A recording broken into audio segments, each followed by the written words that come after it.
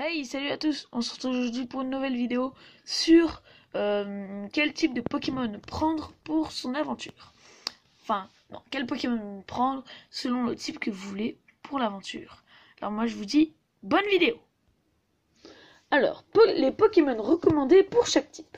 Pour chacun des 18 types existants dans le jeu, vous trouverez sur ces 2 pages, donc moi ce sera 2 pages parce que c'est sur un livre, la présentation d'un Pokémon qui se distingue par la solidité de ses stats. Cette sélection vous offrira des points de repère appréciables. Mais moi, je vous dis, prenez pas ça nécessairement pour une référence absolue. Parce que pour moi, la perfection n'existe pas. Et moi, j'aime bien choisir les Pokémon qui sont les plus stylés. Mais là, je vais vous dire vraiment les Pokémon qui ont la meilleure catégorie dans les 18 types des Pokémon jusqu'à ce jour. Certains de ces Pokémon sont exclusifs à une ou l'autre des 2 versions des jeux. Le cas échéant, un symbole en forme de TP ou de bouclier apparaît sous leur portrait. Si vous souhaitez mettre la main sur une espèce qui n'existe pas dans votre partie, vous savez ce qu'il vous reste à faire. Faites des échanges réseau ou magique avec le com Y. Génial! Alors le premier Pokémon est Ronflex. Une puissante capacité de type normal telle que Giga Impact permet de tirer le meilleur parti de l'excellente attaque de Ronflex. Oui, ils mettent Snorlax parce que c'est en anglais, je sais pas pourquoi ils ont mis ça. Pour une efficacité maximale, vous pouvez renforcer sa puissance grâce à l'aide de Conobidon. Ses PV et sa défense spéciale l'aideront à résister entre-temps aux assauts adverses. Le type feu, c'est Montracite, qui bénéficie de très bonnes stats en PV et en défense, mais sa véritable force réside dans son talent unique, Turbine, qui a pour effet de booster sa vitesse lorsqu'il est touché par des assauts de type feu ou eau. Ce bonus peut à lui seul faire la différence lorsque vous affrontez des Pokémon s'appuyant sur un de ces 2 types. Pour le type eau, ce sera Astacuda, qui se caractérise par une attaque et une vitesse élevée, contrebalancée par de faibles stats défensives. N'hésitez pas à accentuer ce profil d'attaquant pur en lui faisant tenir des objets tels que le banc de choix et le mouchoir choix en utilisant la capacité Aquabrèche. Pour le type lente, ce sera Blancoton. Bon, il y en a qui ne seront pas d'accord, parce qu'il y en a par exemple comme type dragon, plante dragon comme pomme drapi ou dratatin qui sont beaucoup mieux je trouve. Mais ça dépend, regardez, il a plusieurs avantages. Il souffre d'une certaine lenteur, mais jouit d'une excellente défense spéciale et d'un précieux talent effilochage qui ralentit tout Pokémon qui attaque Blancoton. Riposté avec Giga Sensu, que sa préévolution Tournecoton peut obtenir en tant que capacité œuf. Ah non. Giga Sensu pour profiter de sa bonne attaque spéciale et Vampigraine, que sa préévolution Tournecoton peut obtenir en tant que capacité œuf, pour user vos adversaires sur la longueur. En type électrique, c'est Fulgudog, la vitesse et le gros point fort de Fulgudog, qui possède également de bonnes stats d'attaque et d'attaque spéciale. Cet attaquant rapide peut donc exploiter les éventuelles vulnérabilités de ses adversaires aux assauts physiques et spéciaux, surtout si vous le dotez de capacités éclair fou et tonnerre. Pour le type glace, ce sera Bec à Glaçon. C'est un Pokémon aux caractéristiques peu communes. Il possède 2 formes, une spécialisée dans la défense, l'autre dans la vitesse, et passe de l'une à l'autre quand il bloque une attaque physique à l'aide de son talent Tête de Gel. Pour prolonger l'effet de celui-ci, faites tomber la grêle avec la capacité éponyme.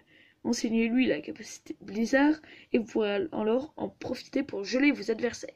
Le type combat, c'est Hexadron, qui dispose d'un éventail varié de capacités. Servez-vous par exemple d'abri pour faire le dos rond le temps de jaucher votre adversaire et de close combat. Une capacité physique renforcée par son attaque élevée par le bonus de même type pour causer de lourds dégâts. Hexadron compte également dans son arsenal de puissantes capacités comme insectes comme escarmouche et mégacorne, idéales contre des Pokémon psy qui pourraient le nuire. En type poison, c'est Salarsen qui se distingue par une attaque élevée et son talent Punk Rock qui augmente la puissance de ses capacités basées sur le son, comme par exemple Bank Sonic. La combinaison de ces 2 éléments lui permet de faire des ravages, sans parler de ses attaques spéciales telles que Boomburk. Salarsen est vulnérable au type sol, une faiblesse que vous pouvez passer en lui faisant tenir un ballon. Pour le type sol, c'est Dunaconda, C'est un Pokémon polyvalent, doté de stacks d'attaque et défense élevés. Sa seule faiblesse réside dans sa lenteur. L'association de son talent expulse sable, qui crée une tempête de sable quand il subit des dégâts et des capacités qu'elle de toxique et abri, donne d'excellents résultats. Veuillez également à ce qu'il maîtrise séisme, une technique incontournable pour tout Pokémon de type sol. Type vol, c'est Garrieg. Avec ses PV et son attaque élevée, Garrieg est tout désigné pour employer des capacités infligeant des dégâts de contre-coup comme Rapace en vue de percer la défense des Pokémon à forte défense. S'il maîtrise Gonflette, il pourra augmenter son attaque pour plus d'efficacité. Son talent caché acharné renforce encore cet attribut quand un adversaire cherche à baisser ses stats avec une capacité de statut. Pour le type Psy, c'est Symbiose. Les PV élevés de Symbiose et sa défense de fer en font une vraie éponge à dégâts qui viendra à bout de ses adversaires sur la durée. Enseignez-lui dès que possible les capacités psycho, incontournables pour un Pokémon de type Psy, ainsi que Plénitude qui renforce encore ses stacks d'attaque spéciale et de défense spéciale. Pour couronner le tout, faites-lui tenir des restes et il sera très difficile à se débarrasser de lui, à part avec une attaque mégacorne ou encore escarmouche. En parlant d'attaque de type insecte, voici Samouraï. La lenteur de Samouraï est rachetée par son attaque élevée et sa capacité prioritaire escarmouche. Une autre technique prioritaire comme Aquajet lui sera utile à moins qu'il ne puisse compter sur le soutien d'un allié maîtrisant distorsion. Grâce à sa défense élevée, il a généralement le temps d'augmenter son attaque avec Danse Lame et ainsi de révéler son plein potentiel. Pour le type roche, c'est Dolman, qui fait des merveilles lors des combats duo grâce à son talent. Un cercle d'énergie qui augmente de 30% la puissance des capacités de son allié qui bénéficie par ailleurs de ses stats PV, attaque et défense très élevés. Mais il est vulnérable aux capacités spéciales. Sa lame de roc, qui a une forte probabilité des coups critiques, en plus de profiter du bonus de même type, peut faire des ravages dans les rangs adverses. Pour le type spectre, ça sera tout est écrit. À l'exception de sa vitesse, il bénéficie d'excellents stats, tant offensifs que défensifs. En raison de son inclination pour les dégâts physiques, privilégiez les capacités comme Brise-Ombre et Séisme, son talent. Âme vagabonde qui pousse les Pokémon à présent sur le champ de bataille à échanger leur talent est susceptible de déstabiliser les adversaires. Pour le type dragon, ça sera Duralongo, qui appartient également au type acier, ce qui a l'avantage de le rendre moins vulnérable au type fée. Doté d'une défense correcte et d'une bonne attaque, il se distingue surtout par son excellente attaque spéciale qui lui permet de faire bon usage des capacités Luminocanon et Draco Météore. Ténèbres, ce sera Angoliath, qui est doté d'une très bonne attaque et d'une attaque spéciale correcte, mais ses autres stats moyennes sont moyennes. La capacité Kuba semble taillée pour lui. Elle profite du bonus d'attaque du même type, et s'active en priorité si l'adversaire choisit une capacité offensive.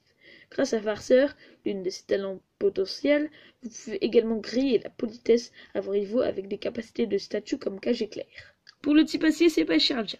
Avec ses PV et son attaque très élevée, Pachiraja est taillé pour la force brute. Le talent sans limite va en sang, il fait perdre leur capacité, leur éventuel effet additionnel, mais augmente leur puissance de 30%. Un bonus qui bénéficie tout spécialement d'une capacité comme tête de fer. Faites tenir à ce Pokémon un mouchoir choix et une orbe vie selon que vous voulez renforcer sa vitesse ou sa puissance. Et le dernier de cette vidéo pour le type fée, c'est Sort Silence, qui dispose d'une excellente attaque spéciale, ce qui lui permet d'infliger de lourds dégâts avec éclat magique. Cette capacité de type fée peut même toucher deux cibles à la fois lors des combats duo. Le talent caché télépathe est parfait pour ce combat de bataille, puisqu'il empêche Sort Silence d'être blessé par les capacités de zone de ses alliés. Même s'il possède de solides stats défensifs, son jeu à lui faire tenir des restes pour compenser son faible nombre de PV. Et ben voilà, c'est déjà la fin de cette vidéo sur Pokémon Épée et Bouclier. J'espère qu'elle vous a plu, et moi je vous dis à plus!